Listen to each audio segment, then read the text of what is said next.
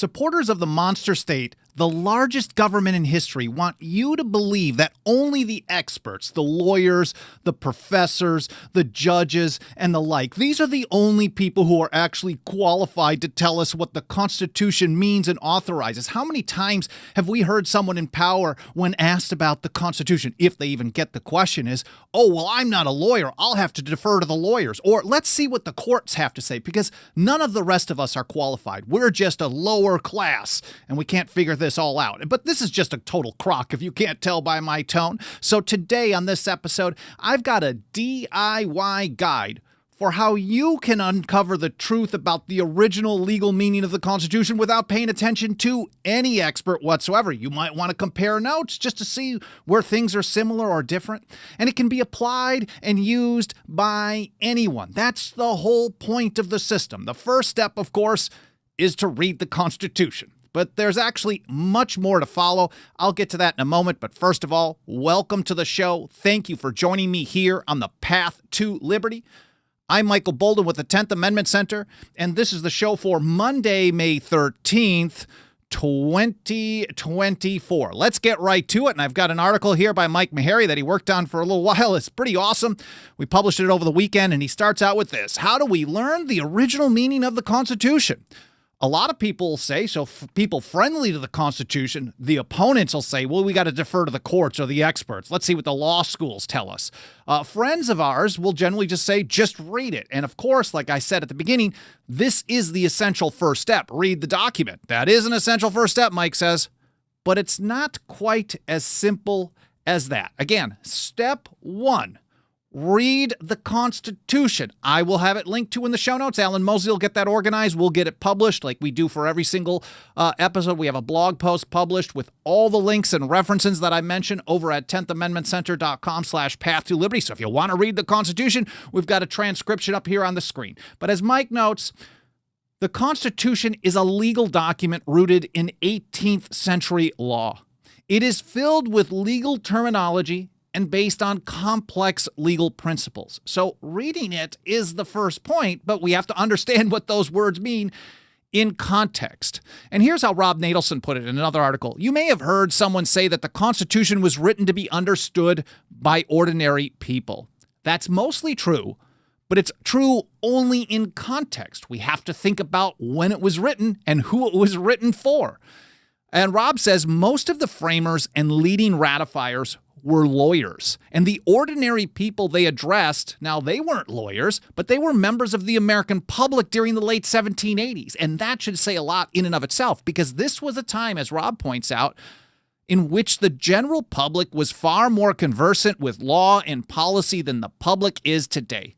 Now, Mike also in his article, he has a similar take on this, but basically, Rob says he doesn't want to suggest that understanding the Constitution is an exercise in obscurantism, performable only by a few experts. That's totally wrong. That's what they want us to believe. On the contrary, he said, understanding the document is well within the abilities of the average literate American. But as is true with any specialized writing, you do have to acquire some background. And Meharry puts it like this. He said, reading an 18th century. So step one, again, is read the Constitution. But reading an 18th century legal document with a 21st century understanding of the words, the definition of the words, can quickly lead you way off the reservation. After all, the meanings of words can and do change over time. They always have. A word that means something today may have meant something else in the past, or it may mean something else in the future. So if it's just the changing meaning of the words, but the compact in and of itself, its legal meaning changes with the meaning of the words over time, you end up with a lot of really nasty stuff. And that's what James Madison, the so-called father of the Constitution, said here in a letter to Henry Lee. He said, if the meaning of the text be sought in the changeable meaning of the words composing it, it is evident that the shape and attributes of the government must partake of the changes to which the words and phrases of all living languages are constantly subject. So Madison is saying, no, you can't just use a modern definition for something that was written in the past because those terms change. He says, what a metamorphosis would be produced in the code of law if all its ancient phraseology were to be taken in its modern sense. James Madison was one of these people who was just well-read in the law and policy, but he was not a lawyer.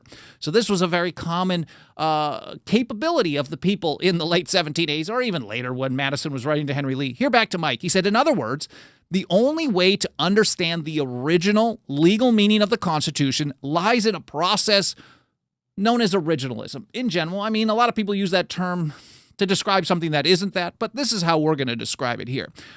To read the Constitution through an originalist framework means we seek to determine how the people who ratified it and put it into legal effect understood it at the time. In other words, we adhere to what they said they were agreeing to. So the compact, the Constitution for the United States, is a legal document. It set up a system of rules for government. And the people who approved it and gave it legal force, that is the ratifiers, they had a certain understanding of it. And like any legal document, it has the same meaning today as it meant to the people who gave it legal force at the time they gave it legal force. Otherwise, Mike writes, as Madison warns, the meaning becomes a moving target, subject to the changes in language and societal assumptions over time, and of course, the whims of people in power. And Thomas Jefferson had it like this. He put it like this in a letter to William Johnson. On every question of construction, so anytime you're trying to understand the legal meaning of any word, clause, phrase, anything, any article in the Constitution, this is what Jefferson said. On every question of construction, carry ourselves back to the time when the Constitution was adopted. Recollect the spirit manifested in the debates. And instead of trying what meaning may be squeezed out of the text or invented against it, conform to the probable one in which it was passed. And Madison had the same view in that same letter to Henry Lee. Of course, this again will be all linked to in the show notes so you can read it in context and learn more on your own time. Madison said, I entirely concur with the propriety of resorting to the sense in which the Constitution was accepted and ratified by the nation. In that sense alone, it is the legitimate Constitution. So for James Madison, Thomas Jefferson, and others as well, the only way the Constitution, the meaning of the Constitution is legitimate is through an understanding of how it was accepted and ratified. That's it. He had another letter on this to Thomas Ritchie where he said the legitimate meaning of the instrument must be derived from the text itself. So that's the first step. You first look at the text of the document. But as we know, this, of course, because the meaning of words changes over time, how do we define each of those words? The answer should be obvious, but hopefully this, if it isn't, it'll be very clear here in a moment. And Meharry says that leads to an even more fundamental question. How do you determine the meaning of legal words and phrases in the Constitution as the ratifiers understood them when it was ratified? He said, first, we determine the meaning of specific words using dictionaries from the drafting and ratifying period. Because if you want to understand how words were defined at the time that they were ratifying it, you have to look at the dictionaries that people learned from. And there are many of them. Mike has a couple of examples.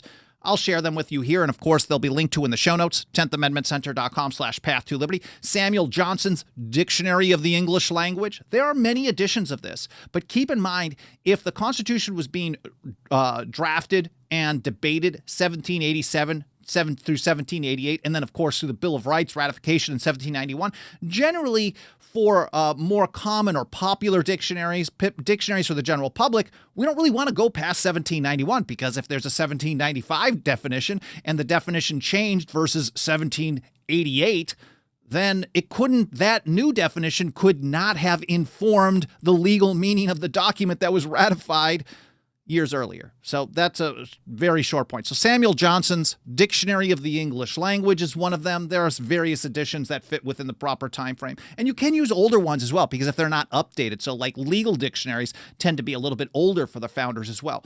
Thomas Sheridan's Complete Dictionary of the English Language. I think this one was 1789. And here's one from 1783, Nathan Bailey's Universal Etymological English Dictionary. Those will all be linked to in the show notes. And they're free to read online. So anytime you want to just look up a word, there's at least 3 dictionaries of the time that were very popular if you want to do some research. And I keep saying I want to do a research guide handbook that we put out for people. And maybe this great article by Meharry, and hopefully this episode can help launch that into actual action. Now, Meharry points out, and we hear this all the time from friends of the Constitution who actually take this approach properly. First, read the document. Second, get definitions of what those words meant at the time, but they generally cite Webster's 1828 dictionary. I don't know how that became a thing, but we hear it over and over and over and over and over. Like, oh, I looked this up in Webster's 1828 dictionary, but think about it. Mike says this was published decades after ratification and could not have had any influence on the understanding of the ratifiers in 1787 through 1791. So first step, read the Constitution. Second step, have some dictionaries available. I've got 3 of them here for you right now that you can understand the meanings of the words used in the Constitution at the time it was given legal force. Now, next, Mike says, in order to understand, we can actually get deeper, in order to fully understand these founding era words in the context of the Constitution, there are 4 other general sources that we can turn to. I'll get to all that in just a moment. I keep mentioning that we're going to have all these linked to in the show notes over at 10thamendmentcenter.com/path to liberty. We publish that. Alan Mosley gets the blog post organized, and I get that published a couple hours after the live stream is done. You'll also find all the different platforms we're on. We live stream on the mainstream ones like X and YouTube and Facebook and Twitch and LinkedIn. We also live stream over at Odyssey.com. Awesome stuff and awesome feedback over there. Rumble.com. Awesome stuff. I love the communities growing on these so-called alt platforms. We actually get way more ideas I've been getting for episodes from there. I mean, I get episode suggestions in the comments at YouTube as well, but those are the top 3 where I get really good community feedback, and I appreciate it. Whatever platform you happen to watch or listen on, of course, we're on the audio-only podcast edition all over the place as well. I want to be available for whatever is easiest for you to listen to or watch. So if we're missing from one, please do let me know. While we're here, I want to say a quick hello to everyone out in the live chat. I appreciate you being here. Whether this is your first episode or you've been here for every single one since day one, RPLR, Ron Paul Liberty Report crew is joining us over on Rumble. I appreciate you guys jumping over after his live stream. There's Gypsy and Dennis and Brewster, a few other people, Render, and a few others over there. I know I'm skipping through here pretty quickly just because I want to get back to the content. There's Brian and Senator DT, Too Tall, MRGF, Murray, Eric, A. Cole, Haji, Rights Are Not Tradition, Jug, Cheriton Farmer, and a few others over on some of the other platforms, YouTube and Facebook and elsewhere. Again, I appreciate you being here. Again, if you want to follow along with the stuff that I'm mentioning, 10thamendmentcenter.com/path to liberty is where you want to go. And let me pull up my notes here so I can get right back to it. Now, so we're talking about sources to understand the definitions of the words in context, because they're not in isolation.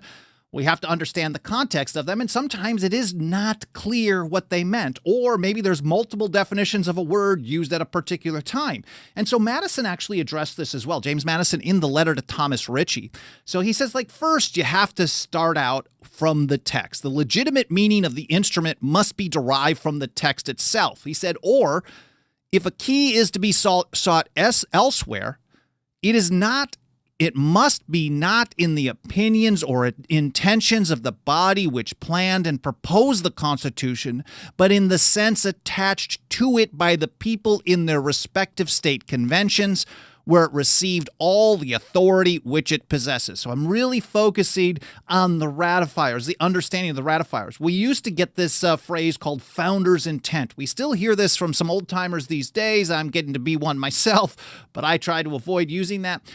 Founder's intent. James Madison is rejecting this. He had held, of course, the notes from the Philadelphia Convention's private, and he was discussing this with Thomas Ritchie, who was saying, well, there might be some people who are interested in what the drafters, the framers intended for the document. And he's saying that has no impact. That means nothing. What we said in secret, what our goals in secret were, that has nothing to do with what the legal meaning of the Constitution is. It's interesting, and we'll look through it as well to get some idea. But if they were saying something in private in the convention in Philadelphia in 1787, and they didn't sell the Constitution under that same understanding to the ratifiers, and the people who gave it legal force had no idea what that was. That's not what they were voting to ratify, and that's what Madison is saying here. So the first step we have to look to is the sense of the people who ratified the document. And as Mike Meharry notes, the first source for this context, we have a number of them, is in the historical record surrounding the ratification of the Constitution. So we can kick it off, like Madison said. We have the 5-volume Elliott's Debates, the debates in the several state conventions. Of course, that'll be linked to in the show notes. But there was also a ton of other discussion and debate going on outside the ratification conventions in the states, and they informed much of the debate going on during them. And for that, we have the 34-volume documentary history of the ratification of the Constitution. You can search through much of it online. It's very expensive if you wanted to buy print versions. I've never actually had a hand on one, but it's more than 70,000 pages, Mike points out. Includes official materials like records of town and county meetings, executive records, legislative proceedings, convention journals, debates, petitions, recommended amendments, forms of ratification, and financial records, all kinds of stuff where you can see how, like, if you want to understand the meaning of the word necessary in the Constitution, of course, the word necessary today can have various definitions in a dictionary. It can also have various definitions at the time, but you want to find the ones that are the most commonly used. And then you have to find out how it's used in context in the legal doctrine of principles and incidents. And so then they talk about this, and you can find debates and arguments about what those meanings are through all these various documents. It can be a bit overwhelming, but each of us can do this rather than relying on some expert to pretend to do it and then tell us that government has unlimited power, because that's how it plays out. So it also has personal papers like letters, memoirs, diaries, poetry, diplomatic correspondence, printed primary documents from newspapers, broadside pamphlets. So there's pamphlets, there's essays, there's letters, there's all kinds of stuff. We know the best known of these, of course, are the Federalist and Anti-Federalist papers. But this is just a small portion of that overall debate, these specific letters, essays written by the Federalists. Now, the Federalists, for example, these were primarily written, I like mentioning this because we cite the Federalists pretty often here. And then some people cite the Federalists as if it's the only argument in support of the Constitution. They never even read the opponents. And so we just take something that was used as a marketing tool to sell the people of New York. Every single one of them starts out with, you can read this, to the people of the state of New York. Here's Federalist number 1 by Hamilton. To the people of the state of New York. It's specifically addressed to a New York audience because there was strong opposition to ratification in that state. Now, they did not have wide publication. Now, we can all say that this was brilliant writing. Thomas Jefferson and James Madison, of course, Madison was one of the authors. A number of others, though, thought it was one of the best ways to understand the original legal meaning of the Constitution, but that doesn't mean it had much influence on ratification because it wasn't printed very widely outside of New York, which was one of the later states to ratify. It wasn't printed very widely outside of New York until well after ratification. So we hear the Federalists cited all the time. We cite it as well, but it is given an outsized influence. And I think, well, we'll link to it in the show notes so you can read all of them. I think, and Meharry puts it this way as well, possibly the most influential argument for ratification from the Federalist side came from James Wilson. He was one of the first associate justices on the Supreme Court. He gave a speech in October of 1787, barely more than a week after the Philadelphia Convention, well, a couple of weeks after the Philadelphia Convention closed, October 6, 1787. It was called the State House Yard Speech, and it really served as a playbook for the Constitution's supporters throughout the ratification debates. He basically set the stage. Now, some people maybe have developed some of his arguments, but I think most of them really kind of got their genesis. And of course, they were all discussing things behind the scenes. They knew their approaches. But Wilson's State House Yard Speech was probably the most influential. We also have John Dickinson. He's actually probably, to me at least, he's known as the father of the Articles of Confederation. He was the primary drafter of the Articles. He was a supporter of ratification of the Constitution. He was also known as the penman of the American Revolution, really famous guy, top-notch lawyer.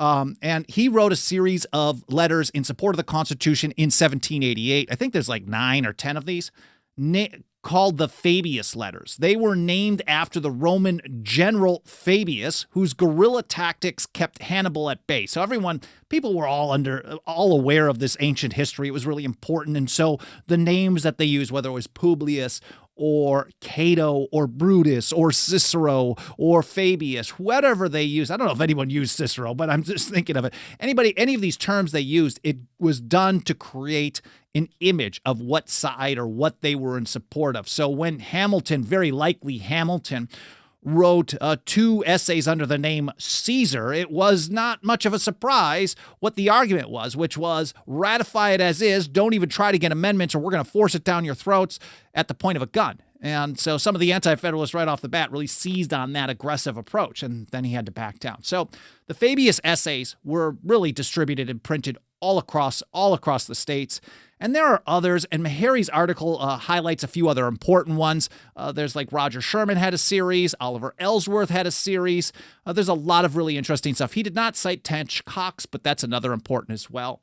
But then we also have the Anti-Federalist papers. If you ignore the Anti-Federalists, you can't even understand what the Federalists were saying half the time. And Mike says, reading the Anti-Federalist objections also provides valuable insight into the meaning of the Constitution. They give us much-needed context when reading the Federalist positions, as many of those speeches, essays, and other works were written in response to objections raised by the Anti-Federalists. Many of them advanced by supporters of the Constitution, only make sense when placed in context with these objections. So if they're referencing kind of off the cuff an objection to ratification, and you don't know what that is in detail, or you just hear what the other side, if you only listen to one side of the story, of course you're going to think the other side is dumb if they make a compelling case, and there are very compelling cases on all sides. Patrick Henry is probably the most well-known. He was certainly the one that was the most feared by the Federalists. They were concerned. They thought maybe, I think it was like 1786, before they were getting to the Philadelphia Convention, there was some discussion from Madison and maybe Washington. We think Patrick's going to be on our side, but I don't think they realized that Patrick Henry had no idea what they were going to propose, and Patrick Henry was not on board with it. So Patrick Henry was, of course, very much against ratification. George Mason was probably he was also against it, but so some of them were very much against no matter what. That was a small number of them. Most of the Anti-Federalists were opposed to ratification and the terms they use or the phrase they use as it now stands. So they're saying, yeah, we're okay with changing things from the Articles of Confederation, even if we disagree with how you approached it. And we're okay with the general idea of what you're trying to do here, but there's stuff that's really poorly defined. And so we need to have some amendments before we can be on board with that. George Mason was one of those guys. There's other really important, very influential Anti-Federalist writers like Brutus, Cato. Those two might actually be the same dude, but we don't know. The Federal Farmer, we don't know who that is. We used to think it was Richard Henry Lee for many, many decades. There's Agrippa, probably one of the most respected Anti-Federalist writers, most powerful writer, Federal Farmer as well. All these were really interesting stuff. I try to cover them in episodes. TJ Martinell does a lot of articles on those as well. But then we move on. So we have these debates, these essays, these papers. We have to understand the ratification understanding. But another source, Mike points out, that provides important background to understand the Constitution is legal sources from the period, including legal dictionaries, treatises, other documents. I pointed out legal dictionaries. There's different types of dictionaries. There's popular dictionaries and then legal dictionaries. And sometimes the terms are different, and you're talking about legal terms of art. So we have to understand, then you have to match it with how they were discussing it, how they were explaining the meaning of it in the ratification debates, whether it's through essays or in the specific ratification conventions and the like, but we can compare these definitions. So Giles Jacobs' New Law Dictionary, I think generally around 1760-something is the most common one they used. That's an excellent source in the category, Mike points out. But also we have the realm of legal theory, how these legal doctrines applied, like enforcing the law of nations, for example, the define and punish clause. What does that mean? What about the legal doctrine of principles and incidents? What does the term regulate mean in law? And in the realm of legal theory, Mike points out, Blackstone and Cook were widely influential in the shaping of American law. We have people like, and I covered this just last week, Vattel, along with Grotius, Puffendorf, Burlamaqui, and Wolfe. They were considered the leading experts on matters of war, peace, and foreign policy. And Mike points out that these thinkers served as the founders' pantheon of international law. If you want to learn more about that, this episode from last week, War and Foreign Policy, Top 5 Influences on the Founders, it really gets into this kind of originalism approach to how the founders understood matters of war and peace, declaration of war, what it meant to stay neutral according to Vattel and the Law of Nations, and the like. But now we have another source. So then we go to the next source. So the next step is the founders' educational canon. And Mike says these were the authors and classical works that informed the political and legal philosophies of the founding generation. This includes Greco-Roman classics, Montesquieu, John Locke, and a guy named Algernon Sidney. And Thomas Jefferson once called Algernon Sidney's book, Discourses Concerning Government, this, quote, "the best elementary book on the principles of government as founded in natural right, which has ever been published in any language." So if we want to understand how they understood the powers of government, the proper role of government, and things like that, this is another piece of the puzzle. Now, we don't necessarily always have to go through all of these steps. I would say if you're at least reading the Constitution once or twice a year and then moving towards using dictionaries from the time of ratification, you're already miles ahead of where anybody else is. Now, sometimes you're going to find that maybe you aren't correct, but I would rather be incorrect by going to the source than being incorrect by following government by precedent. And Thomas Paine, for example, I wish I had the exact quote right in front of me, basically said government by precedent without considering the source of what the precedent is all about is really just a form of despotism. Anyways, so Jefferson's favorite book on government very likely was Algernon Sidney's Discourses Concerning Government. I've got an episode for that that'll be linked to in the show notes. And then Meharry says, finally, the founders' experience and their understanding of history give a great deal of insight into the meaning of the Constitution and what they really wanted to get done and what the ratifiers were understanding they were trying to do.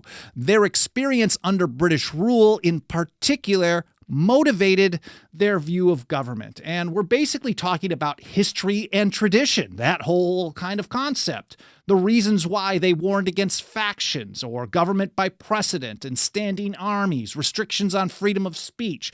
You've got all kinds of stuff. The letters from a farmer in Pennsylvania. We have Cato's letters in the early 18th century. All kinds of stuff that we can learn and read more about. But ultimately, this takes a lot of work. And if we want to understand the proper role of government under the Constitution, we have to start taking back the expertise on this rather than leaving it to the people who hate your freedom. Because those are the only people who are really primarily, there's good people who are in those realms, but primarily the vast majority of the people who are the experts on the legal meaning of the Constitution are the bad guys. And we have to pull that back from them and start really asserting the way things are supposed to be. And Meharry puts it like this: understanding the Constitution isn't as simple as just reading the words. That is the first step, though. It does require some background knowledge. However, it is imperative for people to learn the basics and take advantage of all the available resources. All of the ones that I've mentioned are available online for free. Some of them are downloadable. I mean, if you want to buy stuff and print it out, or just have it at home, that's great too. But if you want to do it free and easy, all you have to do is have an internet connection and you can pull this off. But ultimately, Abigail Adams really nailed it. Here's how she put it in, I think, a 1780 letter to her son, John Quincy. Learning is not attained by chance. It must be sought for with ardor and attended to with diligence. And that is exactly what we work to do every single day here at the TAC. And nothing helps us get this kind of important foundational information out to more people every day more than the financial faith and support of our members. You can join us for as little as $2 a month. If you got a couple of bucks of that dirty government fiat, please consider throwing it our way over at 10thamendmentcenter.com. 10thamendmentcenter.com/members. Again, 10thamendmentcenter.com/members. We also have annual, lifetime, and 5-year options available. I'd be very grateful for any consideration you can give to joining us today. And while I'm here mentioning that, I do want to say a huge but very quick thank you to just a handful of people who have joined us as members recently. There's Colin in Oregon, Yvette in Texas, Stuart in Idaho, Diana in New York, Carol also in Oregon, cool, and Mark in Arizona. I'm so grateful for you putting your financial faith behind your work. Thank you for becoming members. You can also help us spread the word doing some free, easy peasy things like you can leave a review on Apple Podcasts. You can smash the like button on YouTube or any other platform that gives you a like option, repost, comments, especially in the archive, subscribing, getting notifications. All those things can help trigger the algorithm and tell the platforms to show us to more people. Again, I really appreciate you being here. I'll probably take a look over in the chat a little bit later today. I see some back and forth over on Rumble with Dennis and Brewster and Gypsy and a few others, and David and Haji and Too Tall, and some back and forth over on YouTube and a few other platforms. I'll read through that. I get a lot of great ideas for future episodes from your feedback, so I'm very grateful for that as well. You can also email me, team@10thamendmentcenter.com, if you've got ideas or corrections, something that I screwed up. I read through everything. I don't get a chance to reply to much, but I really, really appreciate you being here. I hope you enjoyed the episode. I hope it made you think. I hope you learned something, and I hope to see you next time here on the path to liberty.